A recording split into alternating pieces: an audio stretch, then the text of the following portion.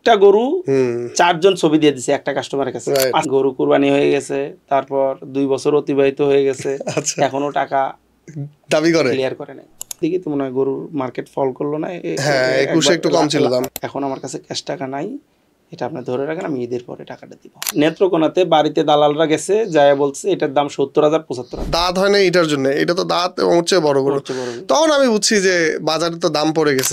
আছে সবাই তো লাইভ ওয়েট দিয়ে দেয়, তারপরেও গরু যে জায়গা থেকে ছবি তোলা হয় সেটার সাথে বাস্তবতার আসলে মিল হয় না। ওই ব্যবসায়ী তো ভাই, আপনার টাকা আছে, আপনি মৌসুমি ব্যবসা করবেন, এটা তো আরো যে সবচেয়ে বেশি বুদ্ধিমান সে এই ধরনের ট্রেডিং গুলোই করে। এক্স্যাক্টলি। এরকম কি হয়েছে যে আপনি ছবি দেখাইছেন, ছবি তো যেটা দেখাইছেন এটাই পাঠাইছেন, বাট এখানে তো একটা কমিউনিকেশন ব্যারিয়ার থাকে যে আপনি হয়তো ছবিটা এক অ্যাঙ্গেল থেকে তুলছেন, ওইখানে ওই অ্যাঙ্গেল থেকে গরুটা বড় মনে হচ্ছে, কাস্টমার অনেক বড় মনে করছে, সো ডেলিভারি পাওয়ার পর সে কি এরকম কোনো ঝামেলা হয়েছে কিনা যে ভাই এটা এত ছোট গরু দিছেন, এই টাকায় তো অনেক ভালো গরু পাওয়া যায় বাইরে, যেটা কমন অভিযোগ আর কি অনলাইনে বিক্রির ক্ষেত্রে। এই ধরনের চ্যালেঞ্জ কি কি আর পাইছেন ভাইয়া?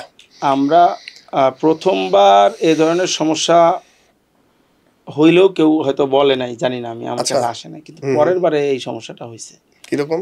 পরের বারে সমস্যা এমন হয়েছে যে গরু বিক্রি হয়ে গেছে, গরু কুরবানি হয়ে গেছে, তারপর 2 বছর অতিবাহিত হয়ে গেছে, এখনো টাকা দাবি করে ক্লিয়ার করে নাই, না দেয় নাই আমাকে।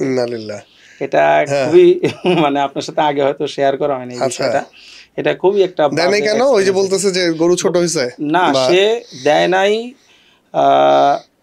অন্য অজুহাত দিচ্ছে, সে তো দাম দর করেই নিয়ে গেছে এবং সে দেখে নিয়ে গেছে, অনলাইনে কিনে নাই, সে দেখে নিয়ে গেছে। মনে আছে যে 21-এর দিকে তো মনে হয় গরুর মার্কেট ফল করলো না, হ্যাঁ 21 একটু কম ছিল দাম। হ্যাঁ আপনারও একটা এক্সপিরিয়েন্স আছে সম্ভবত। তো ওই সময় চাঁদ রাতে অথবা তার আগের দিন, চাঁদ রাত তার হয় না কুরবানিতে, কুরবানিতে আগে থেকে সিলেক্ট হয়ে থাকে, একদিন অথবা 2 দিন আগে গরুর দাম পড়ে গেছে। তখন যখন টাকা চাইতে যাওয়া হলো, পরিচিতর মধ্যেই বিক্রি হয়েছিল, ওইটা আমার ওই যে পার্টনারের পরিচিত ছিল, তো উনি বলছে যে মানে গরুর প্রজেক্টের পার্টনার, এই ব্যবসায় পার্টনারশিপ নাই, ওই আপনার ধরেন উনি বলতেছে যে আপনারা তো যে গরু বাজারে কমে বিক্রি হয়েছে সেটা তো আমার কাছে বেশি দামে বিক্রি করছে, কিন্তু উনি দাম দর করে আমাদেরকে টাকা দিয়ে বলছে যে এখন আমার কাছে ক্যাশ টাকা নাই, এটা আপনি ধরে রাখেন, আমি ঈদের পরে টাকাটা দিব। আজ পর্যন্ত সে টাকা পাই নাই। আচ্ছা, এটা একটা বড় চ্যালেঞ্জ যে এখন ধরেন একটা গরুতে কয় টাকা লাভ করে, সেটাই এক গাড়ি গরু 17-18টা গরু 20টা গরু, এই গরুতে কত টাকাই লাভ হয়, সেটাই। যে পরিমাণে আপনার তো একটা গরু আটকায় আছে, ওইটাই তো আপনার সব চালান উঠে সারা বছর, পুরো সারা বছরের লাভের টাকা ওইটাই তো খেয়ে দিছে। এবং ওই গরুর মানে লাস্ট স্টোরি হলো, সেই গরুটা 1 বছর পালার পরে 3.5 মণ ওজনের গরু, আমরা যেটা বলি 3.5 মণ অলমোস্ট, এই গরুটা 1 বছর পালার পর নেত্রকোনাতে বাড়িতে দালালরা গেছে, যায় বলছে এটার দাম 70,000 75,000। সেই গরু আমি ঢাকাতে জিদ করে পরে অনেক ভাড়া দিয়ে ঢাকাতে আনায়া আমি 1,15,000 টাকা দিয়ে বিক্রি করছি। তো ভালো, তো মনে করেন যে মানে কি পরিমাণ, আপনি গ্যাপটা বুঝতে পারছেন? রাইট। সো এটা একটা অনেক বড় একটা চ্যালেঞ্জ উঠে আসলো যে গরু বিক্রি হয়ে গেছে কিন্তু ঈদের আগে বাজার পড়ে গেছে, তো কাস্টমার এটা সবাই করে না এই ধরনের কাজ, 2-1 থাকে। সো ওই 2-1 করলেই তো আসলে পুরো প্রজেক্টের প্রফিট শেষ। আর যে বড় যে প্রবলেমটা বললাম ভাইয়া, যে এই যে গরু ছোট মানে দেখছে যে ব্যারিয়ারটা, আমরা যেটা অনলাইনে যেহেতু আমরা বলছি যে গরু বিজনেসের কথা, সো এখানে তো একটা বড় ব্যারিয়ার হচ্ছে যে এই যে কমিউনিকেশন ব্যারিয়ারটা।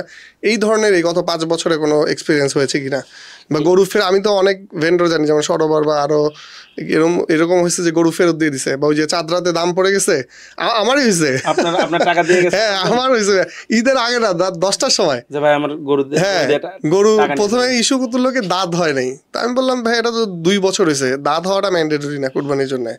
তো পরে বললো যে না এটা পছন্দ, প্রথমে ও খুঁড়া নাকি হয়েছে প্রথমে বলতেছে, পরে বললো যে দাঁত হয় নাই, সবগুলো সলিউশন দিলাম। পরে আমার একটা আনসোল ছিল, বললাম তাই ওইটার চেয়েও বড়, যে ভাইয়া তাহলে আসেন এইটা নিয়ে, এইটা নেন।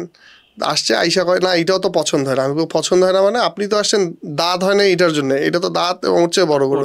তখন আমি বুঝছি যে বাজারে তো দাম পড়ে গেছে, এবং সে রাত 10টার সময় আমার কাছে ওই অ্যাডভান্সের টাকা নিয়ে গরু ফেরত দিয়ে চলে গেছে, সো এইরকম লোকও আছে আর কি দুনিয়াতে। কত বড় সমস্যা বলেন। হ্যাঁ, তো বিশাল একটা সমস্যা ভাই। এই ধরনের কি হয়েছে আমরা ফেস করি নাই আলহামদুলিল্লাহ, যে গরু ফেরত দিয়ে গেছে, যে ছোট বলতেছে আমরা সবাইকে নিয়ে আসছি আমাদের খামারে, কিন্তু অনলাইনে তো সবাইকে আনা সম্ভব না। আমার এটা ফেরত হয় নাই, তবে আমরা তো পরে দেখাই ডেলিভারি দিছি ম্যাক্সিমাম। তো এটা আমাদের পরিচিত অনেক জায়গায় হয়েছে। আসলে ছবিতে গরু একরকম দেখা যায়, কাছে থেকে ছবি তুললে একরকম দেখা যায়, দূর থেকে তুললে বড় গরু ছোট দেখা যায় অনেক সময়। তো এখন যে পরিস্থিতি আছে সবাই তো লাইভ ওয়েট দিয়ে দেয়, তারপরেও গরু যে জায়গা থেকে ছবি তোলা হয় সেটার সাথে বাস্তবতার আসলে ওইভাবে মিল হয় না।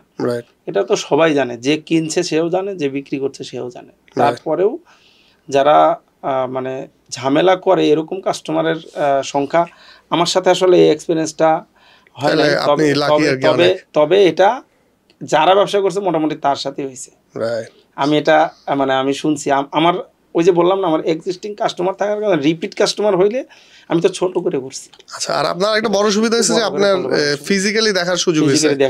ডিসপ্লে সেন্টারটা কিন্তু জরুরি। এক্স্যাক্টলি, আপনি ঢাকাতে যখন বিক্রি করছেন আপনি খরচ বেশি করেন, কিছু খরচ করেন এটার জন্য, কিন্তু দেখানোর ব্যবস্থা অ্যাট লিস্ট ঈদের 2 দিন আগে হইলে এসে দেখে যাক। আমাদের সমস্যাটা কি হয় জানেন? মূল সমস্যা দেখেন, সাগর ভাইয়ের খামার আছে মোহাম্মদপুরে বসিলায়, আমার কোনো খামার নেই সাপোজ। তো ধরেন খামার নাই, একটা জায়গা ভাড়া নিছি আমার সুবিধা মতো জায়গায়, আমি আমার কাস্টমারকে ভিজিট করাচ্ছি, দেখছে, ভালো লাগলে নিবে, না লাগলে নিবে না। আমাদের যেরকম ওইখানে 2টা হাট হইতো তখন, আফতাবনগরের হাট, মেরাদিয়ার হাট, ওই পাশে আবার আমুলিয়ার হাট, মানে 3টা হাট একেবারে কাছাকাছি, একবারে কাছে। তা আমাদের এখানে যারা বুঝে যে খামারে যখন আসবে অথবা কোনো ডিসপ্লে সেন্টার থেকে কিনবে, তখন কিন্তু তাকে হাসিল দিতে হয় না। সে হাসিলের জায়গাটা যে খরচ, দাম যদি মনে হয় যে 2000 টাকা বাজার থেকে বেশি, কিন্তু সেখানে আবার সে 10,000 টাকা জিতে যাচ্ছে। তো এই ধরনের ব্যারিয়ারগুলো থাকা সত্ত্বেও যারা বিশ্বাস করে এবং বুঝে তারা কিন্তু অনলাইনে গরু কিনে। কারণ অনলাইনে গরু কিনা মানেই কিন্তু আপনি মানে ইয়ার মতো না, কোনো ই-কমার্স সাইটের মতো আপনি অর্ডার দিলেন পার্সেল চলে আসলো, এরকম না। গরু তো একটা ফিজিক্যাল প্রোডাক্ট, আপনার সামনে আপনার বাসায় যাবে, যাওয়ার পর আপনি নেবেন। আবার আমরা একদম গরু পেলে ঈদের আগের দিন ডেলিভারি দিচ্ছি। তো গরুর খাওয়ানোর খরচ আছে না, একটা গরু বড় গরু তো প্রায় 300 টাকার মতো খেয়ে ফেলে। তো আপনি ভালো খাবার দিতে গেলে এরকম খরচ হবে। সব কিছু বুঝে যারা কিনে তাদের কাছে আসলে এই ঝামেলা হয় না মনে। কিন্তু একটু বড় পরিসরে যখন আপনি করতে যাবেন, তখন আপনি যেগুলো বলছেন এইগুলা একদম সরাসরি আমরা ধাপে ধাপে ফেস করছি। তো এটা আসলেই মানে খুব বেদনাদায়ক যখন আপনার লাস্টে একটা গরু থেকে যায় অথবা 2টা গরু থেকে যায়, তখন এটা যে কষ্ট। আমরা তো হাটেও গেছি, সেটা বলবো, মানে হাটে গরু নিয়ে উঠাইছি, খুব মজার এক্সপেরিয়েন্স।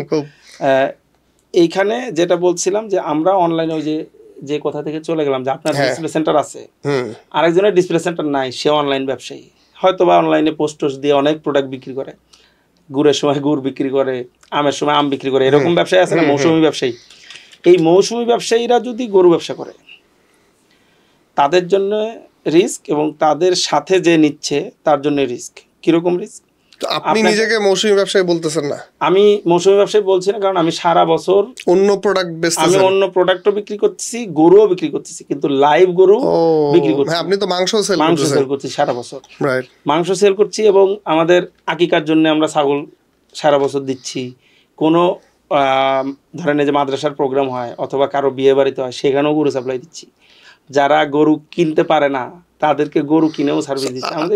আমাদের এই এপিসোডটা কিন্তু স্পেশালি আজকে ডিজাইন ফর দোজ মৌসুমী ব্যবসায়ী। এটা আসলে আমরা নেগেটিভলি বলতেছি না, না এটা ভালো। হ্যাঁ এক্স্যাক্টলি, মানে সব ধরনের ব্যবসায়ী তো একটা সেক্টরে দরকার, অবশ্যই অবশ্যই। সো এই ট্রেন্ডটাও বাড়তেছে, মানে তারা কি প্রবলেম ফেস করতে পারে, এইটাই আসলে আজকে আমাদের আলোচনার বিষয়, বা চ্যালেঞ্জগুলো কিভাবে ভাইরা সলভ করছেন, এই জিনিসগুলো আসলে আমরা আজকে উঠে আনার চেষ্টা করব। আপনাকে ওইটাই ক্লিয়ার করছি। ধরেন মৌসুমী ব্যবসায়ী তো ভাই, আপনার টাকা আছে, আপনি মৌসুমী ব্যবসা করবেন, এটা তো আরো যে সবচেয়ে বেশি বুদ্ধিমান সে এই ধরনের ট্রেডিং গুলোই করে। এক্স্যাক্টলি, শর্ট টাইমে ভালো একটা প্রফিট। এটাকে কোনোভাবেই নেগেটিভলি নিচ্ছি না। আমি প্রথমবার করছি, আমি তো ধরেন তখন আমাকে যারা জানে না আমার ব্যবসা এগুলো আছে, তারা ভাবছে যে মৌসুমী ব্যবসায়ীতে কোনো সমস্যা না। সমস্যা হলো আপনি গরু কিনছেন না, আপনি সাগর ভাইয়ের গরু ছবি আরেক জায়গায় দিচ্ছেন, ও রাইট, একটা গরু হুম 4 জন ছবি দিয়ে দিছে একটা কাস্টমারের কাছে, Right. আছে না কমন ফ্রেন্ড হ্যাঁ, আছে না হ্যাঁ, আপনার হ্যাঁ। আমার, তো একটা গরু সবাই দিছে, হ্যাঁ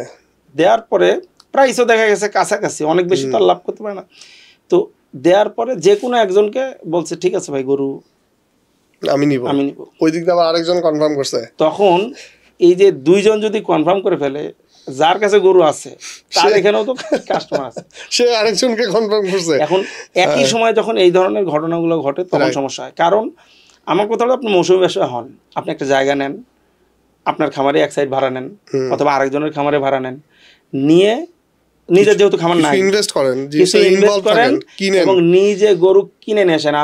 আমি প্রথমবার থেকে শুরু করে গরু কিনে বেচা শুরু করছি। অনেকজন আছে যে না একটা বড় বা ভালো ব্যবসায়ী, আপনার সাথে আমার সম্পর্ক কি খারাপ? তা আমি বললাম যে ভাই আপনার গরুগুলো আমি কিন্তু বেচবো, ছবি তুলে নিয়ে যাবো, আপনি কি বলবেন? আচ্ছা ভাই না করেন, আমরা কতবার কিন্তু করছি। এটা নিয়ে যাইতে আর এই যে কমিউনিকেশনে যে সমস্যাটা হয় তখন প্রবলেমগুলো অ্যারাইজ হয়। 2 ধরনের সমস্যা হয়। একটা হলো এই যে বিক্রি করতেছে নতুন, মানে এই মৌসুমে শুধু ব্যবসা করবে তারপর সে চলে যাবে, তার তো কোনো রিস্ক ফ্যাক্টর নাই ভাই। রাইট, ব্যবসাতে তার যদি কোনো রিস্কই না থাকে, সে 1 টাকাও ইনভেস্ট না থাকে, আপনি হয়তো দেখছেন যে হ্যাঁ আমার তো 60-70টা গরু, আমি এগুলা বিক্রি করে ফেলবো, তাইলে আমার এখানে যদি একজন নেয় টাকা নিয়ে, কি বলে, এখান থেকে যদি একজন নিয়ে যায়, গরু 5টা কমায় দেয় অথবা 10টা কমায় দেয়, এটা তো আমার জন্য অনেক ভালো, এটা আমি মনে করছি। কিন্তু মনে করার সাথে সাথে সেও এই সুযোগটা নিচ্ছে। ফাইনালি বিক্রি যখন একটা কমন গরুতে এসে যখন 2টা কাস্টমার দুই এন্ড থেকে আপনার নক করতেছে, তখন সমস্যাগুলো শুরু হচ্ছে। আর আপনি তখন যদি আপনি নিজে খামারি হন অথবা আপনার জায়গায় রাখেন, আপনি চাইবেন যে 1000 টাকা কম হইলেও আমার এখান থেকে যাক, তাহলে পরের বছর আবার এই কাস্টমার জানি আমার কাছে আসে। এই সুযোগটা তো আপনি চাইবেনই, কারণ আপনি নিজে ইনভেস্ট করছেন। তখন উনি আবার হয়তো মনক্ষুণ্ণ হইল, ভাই আমি চাইলাম গরুটা দিলেন না, এরকম হয়।